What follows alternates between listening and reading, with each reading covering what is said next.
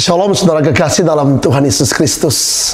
Senang kembali bersua dengan brothers and sisters. Di kesempatan yang indah ini saya ingin menyampaikan sebuah pesan Tuhan yang sungguh-sungguh sangat penting di tengah-tengah situasi global pandemik yang lagi terjadi hari-hari ini. Dan saya percaya pesan ini akan mentransformasi kehidupan kita, membuat kita berdiri teguh di tengah-tengah situasi yang sementara terjadi di tengah-tengah seluruh muka bumi. Saya ingin berbicara soal revolusi dalam doa Bapa kami. Matius pasal 6 ayat 9-13. Semua kita tentu saja mengingat doa ini dan menghafalnya dengan sangat baik. Saking terbiasanya doa ini kita ucapkan, maka kemudian menyebabkan banyak di antara anak-anak Tuhan, orang percaya yang tidak bisa menangkap pesan yang sangat indah di dalam doa-doa tersebut. Seringkali doa ini kita ucapkan setiap hari. Dan doa ini kita ucapkan seperti sebuah mantra yang tanpa makna, tanpa understanding, tanpa pengertian ketika kita mengucapkan doa ini. Sejak anak-anak, terutama kita yang lahir dari latar belakang kita, yang datang dari latar belakang keluarga-keluarga dari Presbytery Church atau gereja Protestan, doa ini menjadi doa yang sangat rutin kita ucapkan. Juga bagi Cornerstonians, dalam beberapa waktu ini Tuhan mengajarkan Anda semua, terutama sejak saya mendorong semua Cornerstonians untuk mengucapkan doa ini setiap hari. Dan tanpa sadar doa ini kita ucapkan dengan tanpa pengertian. Hal tersebut juga seringkali terjadi ketika kita membaca Alkitab. Ketika kita sampai di sebuah pasal yang sudah sangat terbiasa kita baca, maka seringkali kita melewatkan pasal-pasal tersebut. Kita melepaskan ayat-ayat itu karena kita berpikir ayat itu sudah kita baca, sudah kita pahami. Padahal setiap hari ketika kita membaca Alkitab, dari logos yang sama, Roh Kudus mentransformasi itu menjadi firman kehidupan atau kita sebut sebagai rema. Dan setiap hari selalu saja ketika kita membaca ayat-ayat tertentu, ada sebuah kesan ilahi yang lompat keluar. Dia jump out dari setiap logos yang kita baca. Dan rema tersebut menjadi jawaban bagi kebutuhan kita day by day, hari lepas hari. Nah, saudara kekasih dalam Tuhan Yesus Kristus, semua orang percaya tidak menyadari bahwa betapa sangat revolusioner dan sangat radikal doa-doa Bapa kami dan yang diucapkan oleh Tuhan Yesus. Terutama ketika Tuhan Yesus mengucapkan 2000 tahun yang lalu dalam konteks masyarakat Yahudi pada saat itu. Banyak pengkhotbah telah mengkhotbahkan tentang doa Bapa kami. Banyak buku yang telah ditulis yang menjelaskan doa Bapa kami. Seringkali doa ini menjadi sebuah pattern, sebuah pola dalam kehidupan doa kita. Rahasia-rahasia yang terkandung dalamnya menolong kita untuk mengerti bagaimana agar jawaban-jawaban doa kita itu menjadi mudah didoakan ketika kita berdoa, Tuhan menjawabnya. Dan masih banyak lagi angle pengambilan gambar yang berbeda yang telah dikupas oleh banyak pengkhotbah, termasuk banyak buku-buku yang semuanya itu menolong kita untuk kita mengerti bagaimana kita harus berdoa. Tetapi dalam kesempatan di tengah-tengah global pandemic COVID-19 virus ini, Roh Kudus memberikan sebuah emphasis di hati saya untuk memberikan sebuah fokus yang sangat berbeda. Saya ingin mengambil sebuah gambar yang berbeda pagi hari ini. Betapa revolusionernya dan betapa radikalnya doa Bapa kami ini ketika Tuhan Yesus mengucapkannya. Dan saya percaya bahwa apa yang akan saya seberangkan pesan ini hari ini akan memberikan cara pandang yang berbeda, akan mengambil sebuah angle yang berbeda, dan ini akan menolong Anda untuk berdiri teguh dalam endurance spirit, roh daya tahan untuk bertahan di tengah-tengah situasi global pandemik ini, yang saya percaya ini baru permulaan dari penderitaan. Akan ada tahapan-tahapan berikutnya yang akan jauh lebih sulit ke depan, yang akan kita jalani di dalam kehidupan iman kita ke depan. Saudara, apa yang Yesus ajarkan pada masa itu ketika konteks doa ini diucapkan, itu sangat bertentangan dengan tata nilai, dengan budaya, dengan kebiasaan, dengan kehidupan masyarakat Yahudi pada waktu itu. Dan karena itu, pesan yang Yesus ucapkan pada saat itu sangat-sangat revolusioner. Gagasan ini, saudara, adalah sebuah fase di mana Yesus mengajarkan sebuah peralihan dari sebuah kehidupan doa di dalam konsep perjanjian lama, transisi menuju sebuah konsep doa dalam masa perjanjian baru. Dan saya percaya bahwa perjanjian baru berdiri lebih superior dari perjanjian lama. Perjanjian baru datang untuk menggenapi perjanjian lama. Nah, saudara, saya membedah ulang pasal-pasal ini. Tapi mari terlebih dahulu saya mengucapkan doa ini, dan saya ajak kita untuk berdoa dengan doa Bapa kami sebelum kita membahas pesan-pesan ini lebih lanjut. Mari kita berdoa. Bapa kami yang di surga, dikuduskanlah namamu. Datanglah kerajaanmu. Jadilah kehendakmu di bumi seperti di surga. Berikanlah kami kepada hari ini makanan kami yang secukupnya. Dan ampunilah kesalahan kami, seperti kami juga tahu mengampuni kesalahan orang lain yang bersalah kepada kami. Dan jangan membawa kami ke dalam pencobaan, tapi lepaskanlah kami daripada yang jahat. Karena Engkau yang punya kuasa, kerajaan, dan kemuliaan sampai selama-lamanya. Amen. Brothers and sisters, mari saya memulai. Ada 4 hal yang sangat revolusioner, yang sangat radikal, yang Yesus ajarkan menyangkut doa Bapa kami. Hal yang pertama ialah bahasa yang Yesus pergunakan, the language. Semua pengajar Alkitab bersepakat bahwa doa Bapa kami dimulai dengan perkataan Aba. Kata Aba diambil dari akar kata bahasa Aramik. Aba means father in English, atau Bapa dalam bahasa Indonesia. Saudara, hal ini sangat menarik karena Yesus tidak mengucapkan doa Bapa kami atau perkataan Aba itu di dalam bahasa Ibrani, bahasa ibu Yesus.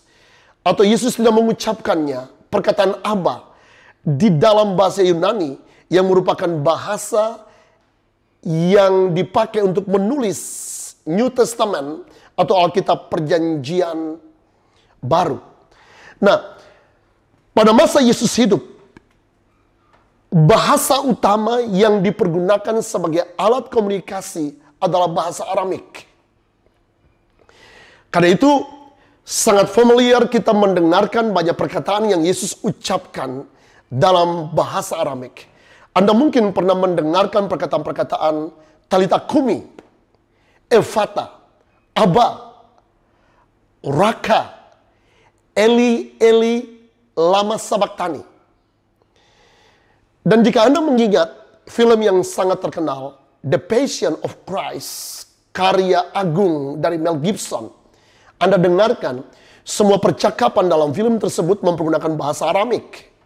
Karena memang para pengajar Alkitab bersepakat bahwa bahasa tuturan pada saat itu yang Yesus dan orang-orang pada masa itu pergunakan ialah bahasa Aramik. Nah, saudara, doa di dalam semua agama itu adalah sesuatu yang sangat-sangat personal, cenderung secret atau rahasia. Sebab itu ketika Anda perhatikan dalam agama-agama tertentu, doa seringkali diucapkan dalam bahasa asli di mana agama itu pertama kali muncul. Ketika kita mendengarkan saudara-saudara kita, orang-orang Muslim berdoa dengan sangat kusuk. Mereka berdoa dengan bahasa Arab yang cenderung sangat indah. Dan ketika kita mendengarkan saudara-saudara kita, orang-orang Hindu, mereka berdoa dalam doa-doa yang sangat agung, doa-doa yang sangat luar biasa, doa-doa yang menyentuh semua orang percaya dalam bahasa Sanskerta. Nah, brothers sisters, agama-agama tertentu, termasuk kitab suci, sebagian besar ditulis dalam bahasa asli di mana agama itu muncul.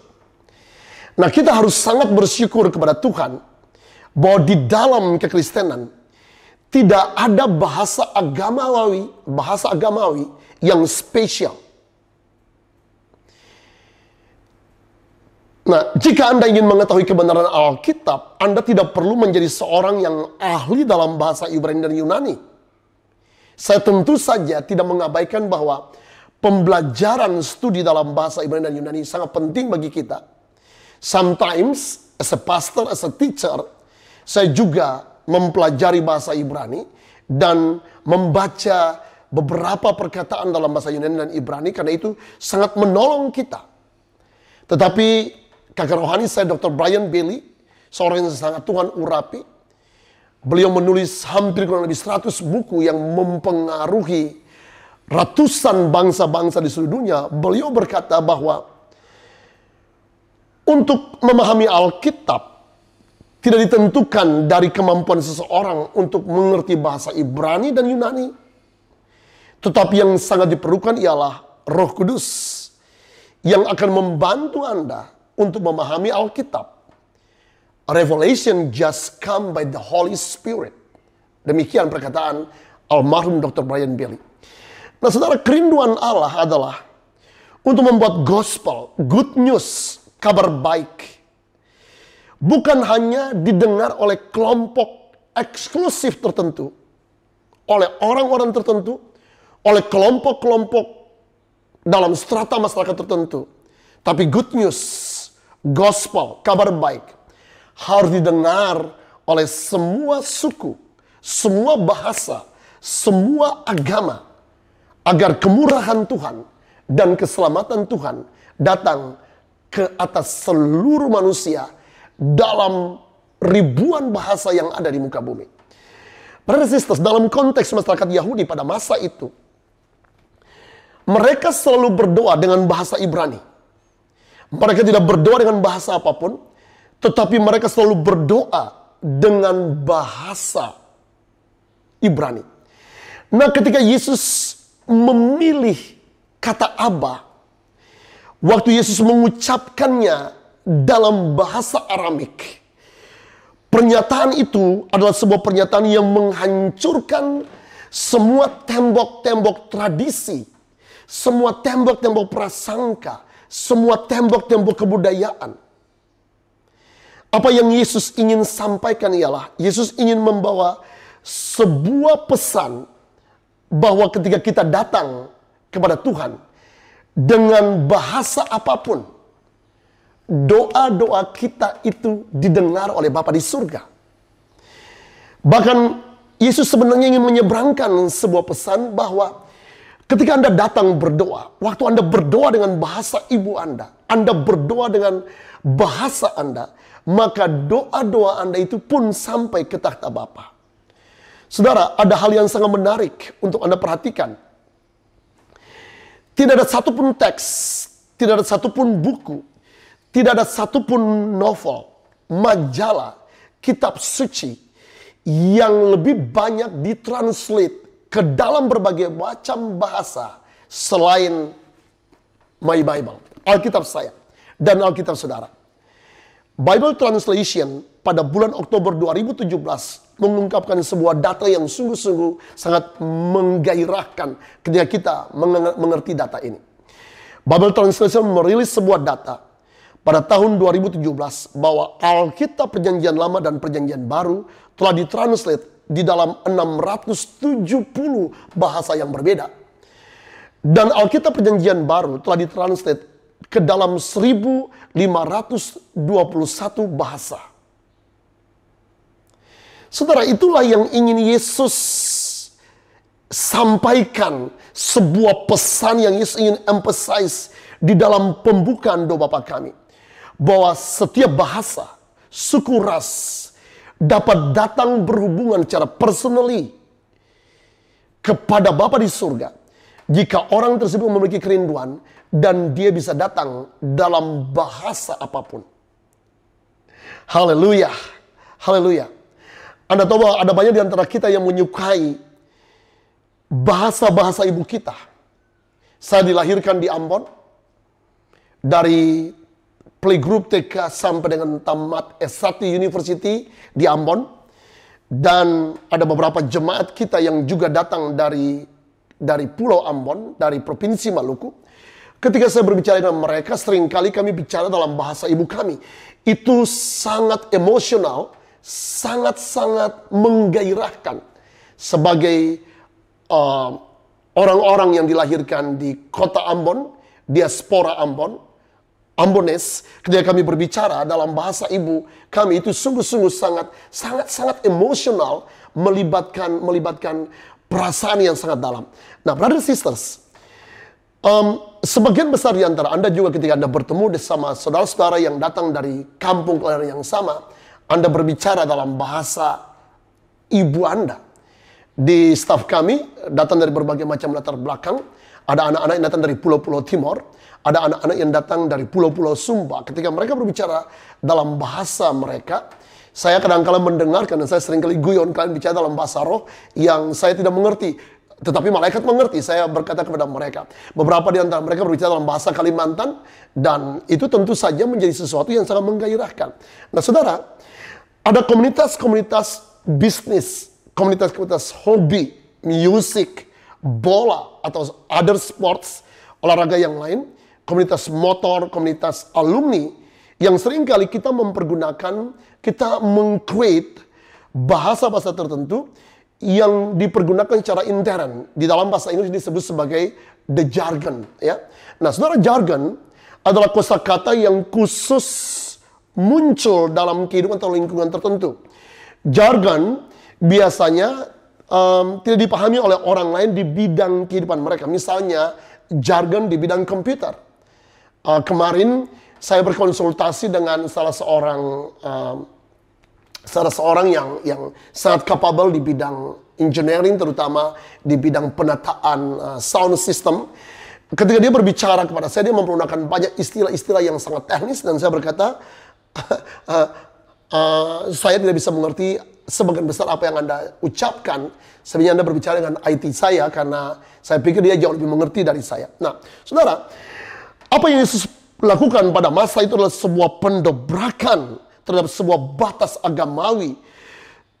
Semua orang membutuhkan gospel, good news.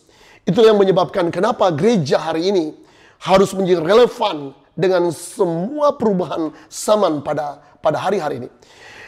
2 tahun yang lalu ketika saya memulai pelayanan Cornerstone Television Streaming, beberapa orang pemimpin menyalahpahami apa yang saya lakukan. Beberapa jemaat tidak memahami dan mereka berkata bahwa kenapa demikian banyak uang yang dikeluarkan, terlalu banyak spend too much money untuk sesuatu yang mereka merasa pada masa itu tidak begitu penting. Tetapi hari-hari ini saudara, hari-hari ini di tengah-tengah kebawah pandemi ketika seluruh di lockdown, maka kemudian ibadah-ibadah harus berlangsung secara streaming. Mereka semakin memahami. Bahkan sebenarnya sebelum ini ketika kemudian ibadah-ibadah kita menjadi berkat bagi ribuan orang di seluruh dunia. Bali Blessings Festival menjadi sebuah ibadah yang sangat ditunggu-tunggu dengan tanda-tanda keajaiban kesembuhan yang terjadi. Maka orang semakin memahami bahwa apa yang saya lakukan ini sangat bermanfaat. Nah saudara, Amazing Brothers John and Charles Wesley, revivalist dan founder dari Methodist Church, melakukan sebuah penerobosan yang sungguh-sungguh sangat ilahi pada masa mereka ketika lagu-lagu dunia yang dinyanyikan di klub-klub malam, di kafe-kafe, mereka transformasi menjadi lagu-lagu gereja dengan hanya menggantikan syairnya. Pada masa itu, saudara, itu menjadi sangat kontroversial. Tapi kita tahu kemudian bahwa lagu-lagu tersebut hari ini menjadi lagu-lagu Hemi yang sangat memberkati ribuan orang, jutaan orang di seluruh dunia. Dan terus menjadi lagu-lagu yang sangat-sangat fenomenal sampai dengan hari-hari ini. Saudara, demikian juga waktu saya memulai Cornerstone Christian Homeschooling beberapa tahun yang lalu. Beberapa orang tidak menyadarinya, beberapa orang juga mencela apa yang dilakukan. Tapi hari-hari ini ketika sekolah dikembalikan ke rumah, maka banyak orang yang berkata, apa yang Anda lakukan Pastor Henry benar. Kemarin ada seseorang yang menghubungi saya dan dia berkata kepada saya, Pastor Henry, banyak hal yang Bapak ambil keputusan yang bertahun-tahun yang lalu kami tidak memahami. Tapi hari-hari ini ketika pandemik ini berlangsung, maka pesan-pesan yang Bapak sampaikan termasuk beberapa keputusan radikal yang Bapak ambil benar-benar menjadi jawaban bagi kebutuhan kekinian di tengah-tengah global pandemik dan cenderung akan memberkati peristiwa-peristiwa yang akan datang di depan. Dear brothers sisters, mari kita lihat the second things, pesan yang kedua yang sangat radikal yang Yesus ingin sampaikan kepada kita lewat the Lord's Prayer atau doa Bapa kami. Hal kedua ialah the relationship atau hubungan. Brothers sisters, sangat menarik. Doa Bapa kami dimulai dengan perkataan Our Father in Heaven. Saudara, dalam masa kehidupan Yesus, posisi ketika Tuhan dipanggil dengan perkataan Bapa, itu sesuatu yang sangat tidak terbiasa. Pada masa itu, orang-orang mengenal Bapa sebagai Allah Abraham, Allah Ishak, Allah Yakub. Dan tidak ada seorang pun yang mengenal Bapa, mengenal Tuhan sebagai Bapa. Anda tidak akan pernah menemukan title Abba atau Father, Bapa di dalam Alkitab Perjanjian Lama. Jadi ketika Yesus memperkenalkan Tuhan sebagai Bapa, itu sesuatu yang benar-benar sangat-sangat kontroversial, sesuatu yang sangat-sangat revolusioner, sesuatu yang sangat radikal. Yesus memulai dengan ingin membangun sebuah hubungan yang disengaja. Sebuah hubungan yang intensional. Sesuatu kata yang dipilih dengan sengaja. Sebuah pewahyuan yang datang dengan kesengajaan. Dasar dari semua doa yang Yesus ingin bangun ialah sebuah hubungan atau relationship. Sebagaimana Bapa jasmani kita dengan anak-anak kita. Saudara, seringkali banyak orang yang memposisikan Tuhan itu sebagai sebuah keberadaan yang sangat supernatural, sesuatu yang sangat superior, sesuatu yang sangat jauh, sesuatu yang sangat agung, sesuatu yang tidak disentuh. Tuhan kita seringkali datang dalam bentuk angin, tapi dia tidak memposisikan dirinya sebagai sesuatu yang terlalu jauh, yang tidak bisa disentuh. Dia bukan angin, dia bukan batu. Dia benar-benar seorang pribadi yang sangat-sangat personal. Dia ingin memperkenalkan dirinya sebagai seseorang pribadi. He's a person. Dia adalah seorang pribadi. Nah, saudara, dasar dalam hubungan yang Yesus ingin bangun ialah hubungan antara ayah, antara bapa dan anak. Dan surga tidaklah sebuah tempat yang terlalu jauh untuk kita dekati. Waktu Yesus mengucapkan Our Father in Heaven, ada 3 hal yang Yesus ingin sampaikan. Hal pertama, perkataan Yesus menyangkut Our Father in Heaven. Yesus bukan cuma ingin menunjukkan hubungan kita dengan Bapa di surga, tetapi Yesus ingin pastikan bahwa kita mengerti benar-benar siapakah Bapa di surga. Sekali lagi saudara, Tuhan Yesus mengucapkan perkataan ini sebagai sebuah perkataan yang disengaja. Karena ia tahu bahwa di dunia ini tidak ada Bapa jasmani yang sempurna. Sebagian besar di antara kita, termasuk saya, punya pengalaman-pengalaman pahit dengan Bapa jasmani kita sebelum kita mengalami kelahiran baru. Dan hanya dalam kasih karunia Tuhanlah hari ini Kita semua mengalami pembaharuan. Saya mengalami pembaharuan yang sangat-sangat radikal dengan papa kandung saya ketika saya mengalami kelahiran baru. Tetapi sebagian besar di antara kita punya pengalaman terluka dengan bapak jasmani. Kita dianiaya secara verbal dengan perkataan orang-orang tua jasmani kita, terutama ayah jasmani kita. Termasuk banyak di antara kita yang dianiaya secara jasmani, dan beberapa di antara Anda juga ditinggalkan oleh ayah jasmani. Jadi untuk memahami hubungan Bapa di surga, saudara harus pergi untuk melihat perumpamaan the prodigal son atau putra bungsu dalam Lukas pasal 15. Dalam pasal 15, saudara, Yesus menjelaskan tentang 3 perumpamaan yang sangat-sangat penting. Perumpamaan yang pertama, Yesus menjelaskan tentang perumpamaan gembala. The second parable yang Yesus ajarkan ialah perumpamaan tentang seorang perempuan yang kehilangan koin.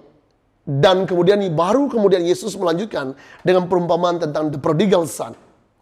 Nah, pada saat gembala kehilangan domba, Alkitab menjelaskan bahwa gembala tersebut pergi mencari domba-dombanya. Demikian juga pada saat perempuan tersebut kehilangan koin yang berharga. Maka yang ia lakukan ialah kemudian dia pergi untuk mencari koin yang hilang itu. Dan kita semua akan berkata, yes, of course, tentu saja itu benar. Amen. Untuk perkataan itu, untuk pengajaran itu. Perkataan itu adalah perkataan yang benar. Tetapi saudara, pada saat Yesus menjelaskan tentang the prodigal son, ketika the prodigal son kembali, maka yang ayahnya lakukan ialah ayah tersebut berlari menemui anaknya di pintu gerbang kota. Ia kemudian merangkul memeluk anaknya, dan ia memberikan jubah, ia memberikan sandal, ia memberikan cincin kepada putranya yang telah pergi meninggalkan rumahnya sudah cukup lama. Saudara, peristiwa tersebut adalah sebuah peristiwa yang sangat kontroversial. Dan orang-orang Yahudi tidak bisa menerima pernyataan tersebut. Mengapa? Dalam tradisi Yahudi, anak-anak yang pergi meninggalkan rumah ayahnya dan kemudian meminta warisan ayahnya sebelum ayahnya meninggal, maka anak-anak tersebut sudah dianggap mati. Dan dalam tradisi mereka akan melakukan sebuah upacara sebagaimana layaknya upacara kematian. Kubur digali, peti jenazah disiapkan, dan cara simbolik peti jenazah dimasukkan ke dalam kubur, yang sebenarnya adalah merupakan penggambaran dari kematian anaknya. Sebab itulah ketika di akhir perumpamaan, sang ayah berkata, "My son is dead, but now he's alive." Putraku yang telah mati, namun sekarang dia telah hidup. Saudara, dalam tradisi Yahudi, sekali lagi, anak tersebut telah mati. Jadi ketika Yesus kemudian memberikan pernyataan tentang Our Father in Heaven, sebenarnya Yesus ini memberikan sebuah emphasize tentang sebuah gambar besar bahwa Bapa kita adalah Bapa yang Maha Pengampun. Bapa kita adalah Bapa yang Maha Pemurah. Jadi hari ini ketika Anda mendengarkan pesan ini, waktu Anda tertuduh, beberapa orang datang kepada saya dan berkata, "Pastor Henry, saya merasa sangat berdosa. Saya merasa sangat tidak layak. Saya merasa sangat sulit hari-hari ini untuk datang ke dalam tahta kasih karunia Tuhan di dalam doa-doa syafaat." Dan brother sisters, Anda harus mengerti gagasan ilahi yang sangat revolusioner yang Tuhan ingin ajarkan kepada kita. Bahwa Allah kita adalah Allah yang Maha Pengampun. Dia memulai dengan perkataan Our Father in Heaven, yang sehingga merupakan refleksi dari betapa Allah kita itu adalah Allah yang sangat Maha Pengampun. Tetapi ketika putranya kembali, dia lari mendapatkan mendapatkan putranya, dan bapak tersebut memeluk anak. Saudara, sebenarnya sebuah picture yang Yesus ingin memberikan gambaran kepada kita ialah Bapa kita adalah Bapa yang memulihkan. Ketika saya merenungkan hari-hari hidup saya, ketika saya berdoa, seringkali saya berkata, dari kandang babi saya diangkat, dari rumah-rumah bordil saya diangkat. Yang adalah sebuah gambaran dari betapa masa lalu kita buruk, masa lalu saya buruk. Dan ketika kita bertemu dengan kasih Bapa itu memulihkan kehidupan kita. Hal yang kedua, mari saya ingin pergi ketika Yesus mengucapkan Our Father in Heaven, Yesus tidak mengucapkan My Father in Heaven. Two things, different things. Itu dua hal yang sangat berbeda. Our Father in Heaven, Yesus tidak ucapkan My Father in Heaven. Nah, saudara, Yesus ingin memberitahukan kepada kita bahwa betapa potensialnya sebuah corporate prayer atau doa bersama-sama. Saya tahu bahwa hubungan kita itu harus personal dengan Tuhan. Kita datang secara personal. Dan kita mengerti bahwa ada waktu-waktu di mana kita harus punya quiet time secara pribadi, waktu-waktu doa secara pribadi. Tetapi Yesus ingin memberikan sebuah penekanan yang sangat berbeda. Bahwa doa yang dilakukan bersama-sama akan memiliki kuasa yang jauh lebih hebat. Saudara, seringkali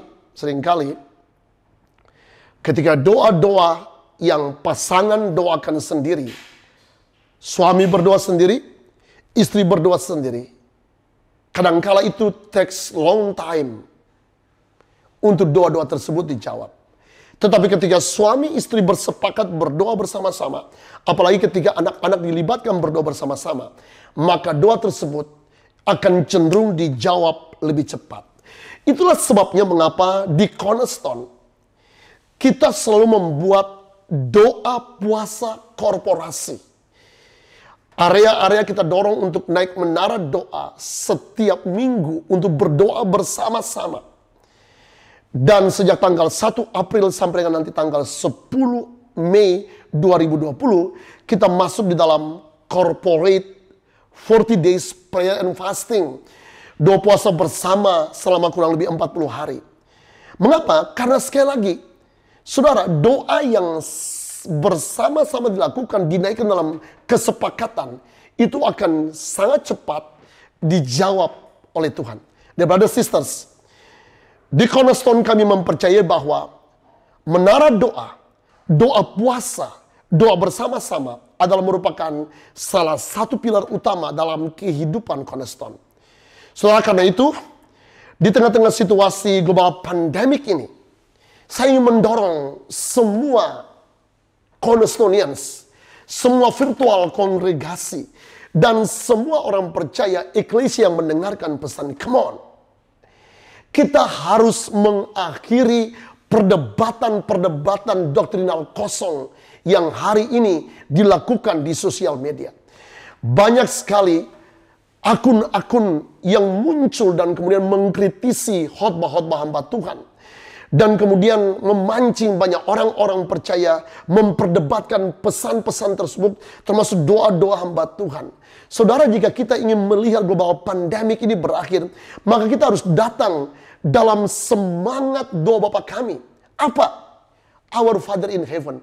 Mari kita berdoa bersama-sama. Saya percaya bahwa doa-doa pribadi akan Tuhan dengar. Tetapi coba Anda bayangkan ini. Jika kita datang dalam spirit as one, sebagai tubuh Kristus, as a body of Christ, unity, berdoa bersama-sama, berteriak. Kita crying out bersama-sama dan kita berteriak bersama-sama. COVID-19 virus berhenti di akhir bulan April ini. Waktu kita berteriak bersama-sama, maka saya percaya surga akan meresponi, surga akan mendengarkan. Karena Yesus memulai dengan Our Father in Heaven. Mari kita lihat hal yang ketiga. Ketika Yesus mempergunakan Our Father who are in heaven. Saudara, Yesus ingin menegaskan bahwa Bapa kita ada di surga. Putra saya memanggil saya yang perkataan Papa. Kadang-kadang putra saya Mose juga menjadi kecewa dengan saya. Beberapa kali dia pernah memarahi saya. Tetapi ada waktu-waktu di mana kita berkumpul as a family, as a dad and as a son, bersama-sama dengan istri saya. Kami tertawa bersama-sama. Saudara, pada saat kita berdoa, Anda perlu ingat bahwa Bapa kita itu berada di surga. Dia adalah Allah. Dia bukan Bapa jasmani kita, walaupun dia personifikasikan dirinya sebagai Abba, sebagai Bapa. Dan seringkali saudara, kita harus mengingat pesan ini karena banyak orang yang datang tanpa rasa honor, penghormatan kepada Tuhan. Beberapa orang berdoa dengan mengangkat kaki, memangku kaki. Even mereka mendengarkan firman, mereka memangku kaki. Beberapa orang berdoa di atas kursi, mereka naikkan kedua kaki di atas kursi. Saudara, yang terjadi ialah sebuah sikap dishonor. Jika Anda pergi ke keraton-keraton yang ada di Indonesia, maka Anda akan menemukan para abdi dalam, mereka datang menghadap raja dengan penuh rasa penghormatan. Setelah hari-hari ini banyak gereja yang cenderung mengadopted gaya kehidupan liberal dari Eropa, dari Amerika. Ketika doa banyak hamba-hamba Tuhan, bahkan ketika praise worship banyak hamba-hamba Tuhan yang memangku kaki. Saya lihat, saya agak shock. Bahkan ketika firman Tuhan disampaikan, banyak pemimpin-pemimpin termasuk banyak gembala-gembala yang duduk ketika pengkhotbah-pengkhotbah lain berkhotbah, mereka mengangkat kaki, menggoyang kaki dengan sangat-sangat tidak menghargai hadirat Tuhan. Come on. Termasuk di tengah-tengah situasi global pandemi, ketika Tuhan lagi mengizinkan ibadah yang dilakukan secara streaming, saudara, come on. Honor God. Honor our Father. Pergunakan baju yang pantas. Ketika ibadah minggu, persiapkan diri dengan benar. Bangun pagi-pagi, mandi, berdandan yang rapi. Siapkan buku catatan. Siapkan Alkitab Anda. Duduk mendengarkan pesan firman Allah. Dimulai dari praise and worship di gereja lokal Anda. Tapi jika Anda terhubungkan sebagai jemaat virtual kami dalam 2 tahun ini, maka Anda juga lakukanlah ini dengan penuh rasa hormat. Jangan lakukan ini sambil mendengarkan khotbah. Kapan hari itu saya menyampaikan pesan kepada anak-anak Cornerstone di sebuah grup kami. Untuk selama berlangsungnya ibadah, jangan ada percakapan apapun yang terjadi di grup. Karena itu adalah gambaran apresiasi dari rasa tidak penghormatan kita terhadap Bapa di surga. Saudara, kalau Anda perhatikan, ada semacam sebuah protokol yang kami bangun. Sebuah protokol yang tidak tertulis, tetapi itu menjadi sebuah habit kami.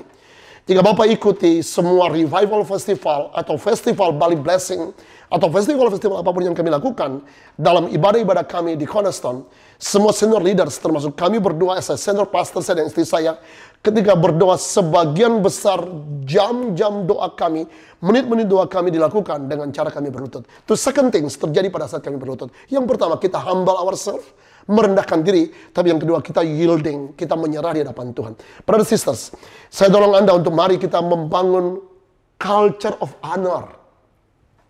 Sebuah budaya, sebuah kebiasaan untuk menghormati Tuhan. Jadi waktu Yesus mengajarkan hal ini sesuatu yang sangat revolusioner, sesuatu yang sangat radikal, sesuatu yang sungguh-sungguh sangat menggoncangkan pada masa itu. Saya berdoa saudara supaya saudara bisa menangkap pesan ini dan hari-hari ini kita membangun culture of honor dalam kehidupan doa-doa kita, dalam kehidupan penyembahan kita. Saudara, hal yang ketiga, the third things dari pengajaran yang sangat radikal yang saya ajarkan ialah the place atau tempat. Sangat menarik saudara. Saudara, Yesus berdoa, datanglah kerajaanmu, jadilah kehendakmu di bumi seperti di surga. Your kingdom come, your will be done on earth as it is in heaven. Jika Anda hidup pada masa itu saudara, itu sebuah pernyataan yang sungguh-sungguh sangat menghebohkan. Scandalized statement.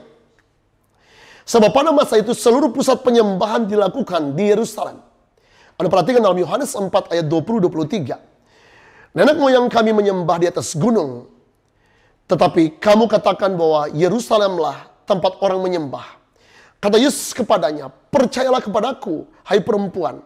Saatnya akan tiba bahwa kamu akan menyembah Bapa bukan di gunung ini dan bukan juga di Yerusalem. Kamu menyembah apa yang tidak kamu kenal, kami menyembah apa yang kami kenal. Sebab keselamatan datang dari bangsa Yahudi. Tapi saatnya akan datang dan sudah tiba sekarang bahwa penyembah-penyembah benar akan menyembah Bapa dalam roh dan kebenaran, sebab Bapa menghendaki penyembah-penyembah demikian. Saudara, ketika Yesus memberikan penegasan bahwa pusat penyembahan bukan lagi di Yerusalem, saudara, itu sangat menyinggung. Sebuah pernyataan yang sangat kontroversial, menghebohkan, scandalized statement. Yesus memberikan penegasan bahwa sekarang pusat penyembahan bukan lagi di Yerusalem, tapi pusat penyembahan itu bisa berlangsung di seluruh muka bumi. Anda perhatikan, ketika Tuhan Yesus mengucapkan waktu Yesus bernubuat bahwa bait suci di Yerusalem akan dihancurkan, peristiwa atau perkataan tersebut itu sangat menyakiti orang-orang Israel pada masa itu. Dan ketika Yesus mengucapkan doa itu tentu saja juga menimbulkan kontradiksi, friksi yang sangat tajam pada masa itu. Saudara, saya sangat mengasihi Israel. Kita berdoa untuk Israel. Kami di Cornerstone Apostolic Community Church atau GBI Cornerstone, kami merayakan beberapa festival Israel. Secara profetik kita percaya bahwa apa yang mereka lakukan secara fisik itu adalah merupakan penggambaran dari apa yang harus kita jalani secara rohani. Kita mempercayai bahwa gereja satu hari akan come together bersama-sama Israeli, anak-anak Israel. Dalam satu kesatuan akan ada corporate prayer, corporate celebration antara gereja dan Israel. Saya secara pribadi dan Cornerstone menetapkan untuk kami menolak replacement teologi yang mengajarkan bahwa Israel telah gagal dan fungsinya digantikan oleh gereja Tuhan hari-hari ini. Saya meyakini bahwa pesan ini sangat penting hari ini kepada kita semua, saudara. Yesus ingin seluruh muka bumi dipenuhi dengan kabar baik. Justru karena itulah, di tengah-tengah situasi global pandemik, ketika Anda tidak bisa pergi ke gereja secara physically, brothers sisters, Anda beribadah di rumah Anda masing-masing lewat streaming Anda masing-masing, maka di sana Tuhan datang. Pesan yang ingin Tuhan sampaikan ialah bahwa dimanapun Anda berdoa, di tempat manapun Anda berdoa, doa-doa Anda akan dijawab oleh Tuhan. Beberapa jemaat menghubungi kami dan mereka berkata mereka sudah sangat rindu untuk kembali ke gereja. Saya bilang, iya. As a spiritual dad and mom, kami berdua juga punya kerinduan untuk beribadah. Tapi masalahnya ya pemerintah mengeluarkan sebuah himbauan, sebuah instruksi untuk social distancing. Dan dari itu, brothers and sisters, hari ini percayalah bahwa dimanapun Anda beribadah, doa-doa Anda dijawab oleh Tuhan. Doa-doa Anda didengar oleh Tuhan. Nah, brothers and sisters, hal yang berikutnya ialah saya ingin pergi kepada hal yang keempat, yaitu yang Yesus ajarkan yang sangat radikal ialah the responsibility atau tanggung jawab. Anda perhatikan kata-kata ini. Datanglah kerajaanmu, jadilah kehendakmu di bumi seperti di surga. Berikanlah kami pada hari ini makanan kami yang secukupnya, dan ampunilah kami akan kesalahan kami seperti kami juga mengampuni orang yang bersalah kepada kami. Dan janganlah membawa kami ke dalam pencobaan, tapi lepaskanlah kami daripada yang jahat, karena Engkau yang punya kerajaan dan kuasa dan kemuliaan sampai selama-lamanya. Amin.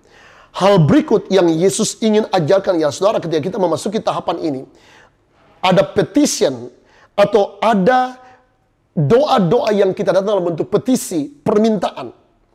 Nah saudara, jika kita memperhatikan dengan sangat hati-hati, semua petisi yang Yesus ucapkan dalam doa Bapa kami, dia paralel, dia couple dengan responsibility atau tanggung jawab kita. Anda perhatikan hal-hal itu sebagai berikut. Mari Anda perhatikan, Yesus berdoa, datanglah kerajaanmu, jadilah kehendakmu di bumi seperti di surga. Setelah pada saat kita berdoa dengan perkataan di atas, Thy kingdom come and thy will be done on earth as it is in heaven. Maka saudara, di situ kita harus merelakan diri sendiri untuk kehendak Tuhan datang dalam kehidupan kita. Artinya, kita harus hidup di dalam kehendak Tuhan. Baru kemudian doa-doa kita akan dijawab. Waktu kita berdoa, kerajaan Tuhan datang, pada saat itu adalah tanggung jawab kita untuk membawa kerajaan Tuhan di muka bumi. Bagaimana caranya kita membawa kerajaan Tuhan di muka bumi? Ketika Anda pergi ke semua appointed place, tempat di mana Anda ditetapkan, even itu di sekolah, di kampus, di tempat-tempat pekerjaan, di bisnis, di perumahan, di lingkungan Anda tinggal, di mana saja Anda bekerja, maka tanggung jawab Anda ialah untuk membawa kerajaan Tuhan datang. Dengan apa? Dengan membawa nilai-nilai kehidupan kerajaan Allah yang benar. Jika Anda bekerja di office, Anda harus datang paling awal dan Anda harus pulang tepat pada waktu. Anda harus berkonsentrasi untuk bekerja. Jangan jam-jam kerja Anda habisin dengan bermain gadget, atau Anda aktif posting segala sesuatu di sosial media. Itu contoh yang paling simpel. Atau jika Anda bekerja di tengah-tengah lingkungan orang yang tidak percaya, Anda harus menunjukkan nilai-nilai kerajaan Allah. Anda harus datang sebagai imam, sebagai gereja yang di-extend, yang di-send out di hari Senin sampai dengan hari Sabtu. Anda harus membawa kehidupan kejujuran, kehidupan kebenaran, kehidupan kekudusan. Sehingga orang lain menonton kehidupan Anda dan orang berkata benar, orang inilah anak Tuhan. Nah, saudara perhatikan, hal lain yang Yesus ingin sampaikan ialah, Yesus berkata begini, berikanlah kami pada hari ini makanan kami yang secukupnya. Give us this day our daily bread. Saudara, tidakkah Anda pahami bahwa Alkitab berkata, kita harus rajin untuk bekerja. Alkitab berkata, hai pemalas, jangan kamu makan. Alkitab berkata, hai pemalas, pergilah kepada semut, lihatlah lakunya, dan jadilah bijak. Dan brothers sisters, di tengah-tengah kondisi seperti ini, banyak orang yang malas, yang sangat senang, karena hari-hari ini banyak bantuan sembako, banyak bantuan dari pemerintah yang datang untuk membantu di tengah-tengah situasi wabah pandemik ini. Saya sangat bersyukur, saya menjumpai beberapa anak Cornerstonians, tangan mereka sangat rajin. Beberapa ibu mereka bekerja sampai larut malam. Mereka mengerjakan pekerjaan mereka dari rumah-rumah. Dan saya pastikan, brothers sisters, jika Anda berdoa untuk Anda diberkati dan Anda bekerja dengan sangat rajin, maka di dalam nama Yesus kehidupan Anda akan sangat diberkati. Saya bernubuat bagi semua mereka yang bekerja di hari-hari ini. Saya menyatakan as a man of God, bahwa dimanapun Anda berada hari ini, ketika Anda mengerjakan pekerjaan dengan tekun, dengan rajin, maka dapat dipastikan lumbung-lumbung Anda tidak akan pernah berkekurangan. Dan brother sister, perhatikan hal berikut.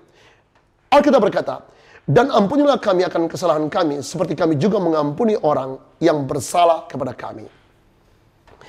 Jika kita minta ampun untuk dosa kita, adalah bahagian kita untuk mengampuni orang yang bersalah kepada kita.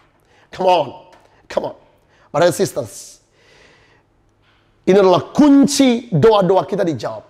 Jika Anda ingin doa-doa Anda dijawab, come on. Di tengah-tengah situasi yang sangat sulit hari-hari ini, ada orang-orang yang menyakiti Anda di waktu lalu. Sesudah pesan ini disampaikan, ketika pesan ini selesai, ambil telepon orang tersebut dan berkata, I'm so sorry. Ketika kita minta maaf, itu bukan berarti bahwa kita salah. Tapi ketika kita minta maaf, kita ingin menyelesaikan masalah itu. Saya punya beberapa catatan, beberapa peristiwa di mana ada orang-orang tertentu yang saya telepon dan saya nyatakan permintaan maaf. Ketika permintaan maaf disampaikan, saudara, setelah itu kemudian suasana mencair dan tiba-tiba, saudara, Tuhan membuka pintu langit di atas kita. Saudara, mari Anda perhatikan hal yang sangat menarik berikutnya yang Tuhan sampaikan. Yesus berkata, dan janganlah membawa kami ke dalam pencobaan, tapi lepaskanlah kami daripada yang jahat. Karena Engkaulah yang punya kerajaan dan kuasa dan kemuliaan sampai selama-lamanya.